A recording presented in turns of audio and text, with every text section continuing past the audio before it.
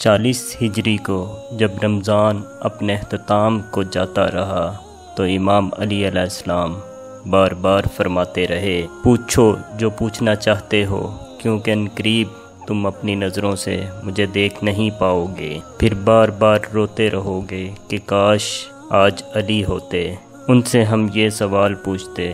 اور یوں امام علی علیہ السلام اپنی بیٹیوں اور بیٹوں کے گھروں میں باری باری افطار کرتے رہے۔ جب 18ویں روزے کے افطار کا وقت قریب آیا تو آپ نے اپنے بیٹے حسن سے کہا، حسن جاؤ اپنی بہن ام کلثوم سے کہو کہ آج ان کا بابا ان کے پاس روزہ افطار کرے گا۔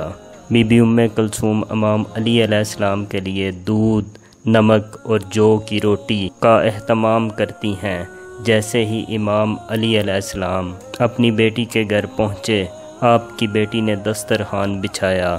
افطار کا وقت قریب آنے لگا۔ امام علی علیہ السلام جیسے ہی دسترخوان پر بیٹھے تو آپ اپنی بیٹی کو دیکھ کر فرمانے لگے، اے میری بیٹی کلثوم، تم نے کبھی دیکھا ہے کہ تمہارے بابا کے دسترخوان ایک طعام سے زیادہ طعام موجود ہوں؟ یہ تین تین طعام کیوں رکھے ہیں؟ اے کلثوم، اس زمین پہ سینکڑوں اللہ کے ایسے بندے رہتے ہیں جو ایک طعام بھی پیٹ بھر کے نہیں کھاتے، اور میں ان کا امام تین تین طعام کھاؤں؟ ان میں سے 2 طعام اٹھاؤ اور کسی مستحق کو دے دو۔ بی بی ام کلثوم نے یہ چاہا کہ میں دودھ کو امام علی علیہ السلام کے لیے رکھوں اور نمک کو اٹھا لوں۔ جیسے ہی بی بی نے ہاتھ قریب کیا، امام علی علیہ السلام فرمانے لگے، اے ام کلثوم، یہ دودھ پڑوس کے یتیم بچوں کے لیے رکھ دینا۔ امام علی علیہ السلام نے نمک سے روزہ افطار کیا اور پھر اللہ کی عبادت میں مشغول ہو گئے۔ اللہ کی عبادت بھی کر رہے ہیں اور بار بار آسمان کی طرف دیکھ کر یہ فرما بھی رہے ہیں کہ آ گئی وہ رات جس کا اس علی سے وعدہ ہوا تھا۔ بس جیسے ہی فجر کا وقت قریب آنے لگا تو آپ نے روزے کی نیت کی، امامہ سر پر رکھا، عبا دوش پر لی اور نالین کو اپنے قدموں میں پہنا جو جگہ جگہ سے سلی ہوئی تھیں۔ پھر آپ مسجد کوفہ کی طرف روانہ ہوئے۔ آپ کے گھر میں جتنے پرندے موجود تھے وہ آپ کے قدموں میں لپٹ گئے اور اپنی اپنی زبان میں کہنے لگے، اے مولائے کائنات، رک جائیں۔ امام علی علیہ السلام اپنے وعدے کو نبھانے کے لیے مسجد کی طرف روانہ ہوئے۔ 19 رمضان کی رات جیسے ہی آپ مسجد کوفہ میں پہنچے، جو انسان مسجد میں سوئے ہوئے تھے ان کو آپ نے جگایا۔ ان میں آپ کا قاتل عبد الرحمن ابن ملجم بھی تھا۔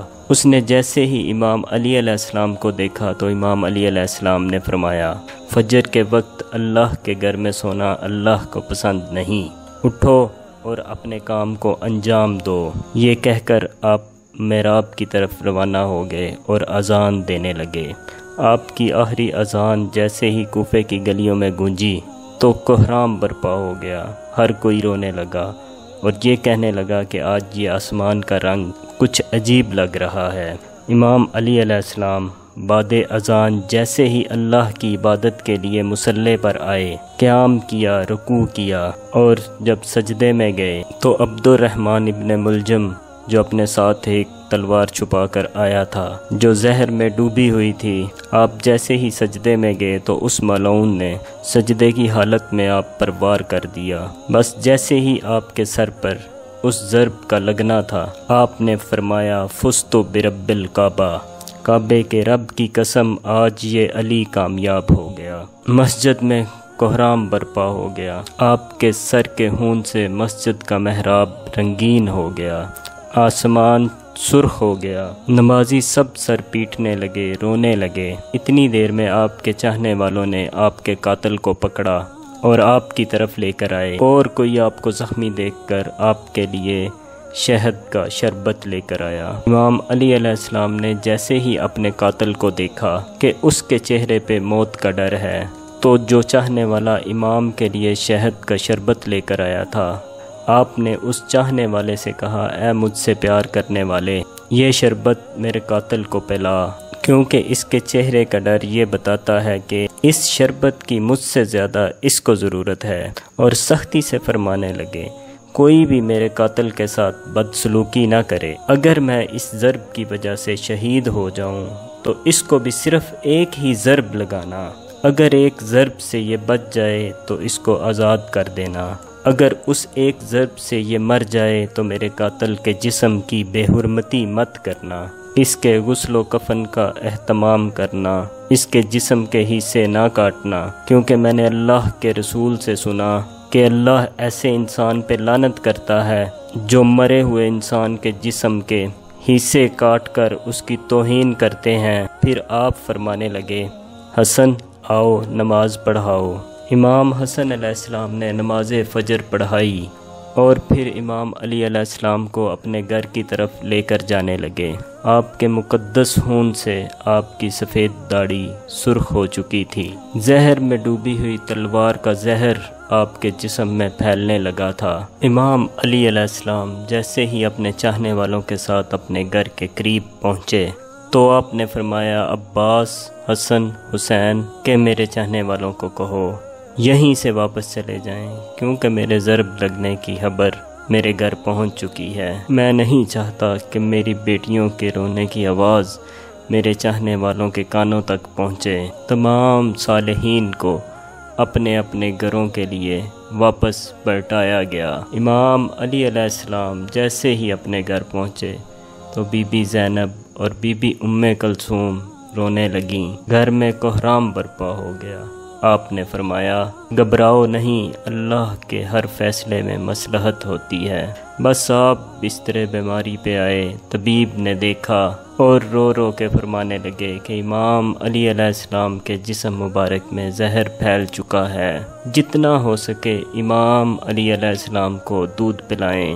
یہ بات جیسے ہی کوفے کی گلیوں تک پہنچی تو ننھے بچے اپنے ہاتھوں میں دودھ کے جام لیے امام علی علیہ السلام کے دروازے پر پہنچے تو کہنے لگے یا حسن یا حسین، ہمارے امام کو ہمارے حصے کا دودھ پلائیں، ہم ایک مرتبہ یتیم ہو چکے ہیں اور دوسری مرتبہ یتیم نہیں ہونا چاہتے۔ آپ بستر بیماری پر بھی مسلسل اللہ کا ذکر کرتے رہے۔ جیسے ہی 19 کا دن گزرا اور 20 رمضان کی رات آئی، آپ نے فرمایا کہ اب میرے حجرے میں کوئی بھی نہیں آئے، کیونکہ اس دنیا کے جنات میری زیارت کو آنے ہیں۔ جب 20 رمضان کا دن طلوع ہوا تو آپ نے فرمایا حسن جاؤ میرے چاہنے والوں کو بلاؤ۔ جیسے ہی آپ کے چاہنے والے آپ کے قریب پہنچے تو دیکھا امام علی علیہ السلام کا چہرہ مبارک پورے جسم میں زہر پھیلنے کی وجہ سے زرد ہو چکا ہے۔ آپ نے فرمایا پوچھو، آج بھی علی تمہارے ساتھ ہے، جو پوچھنا چاہتے ہو۔ میں زمین کے رستوں سے زیادہ آسمانوں کے رستے جانتا ہوں، پوچھ لو، کیونکہ جب تم اپنی آنکھوں سے مجھے نہیں دیکھ پاؤ گے تو بار بار پچھتاؤ گے کہ کاش کچھ اور پوچھ لیتے۔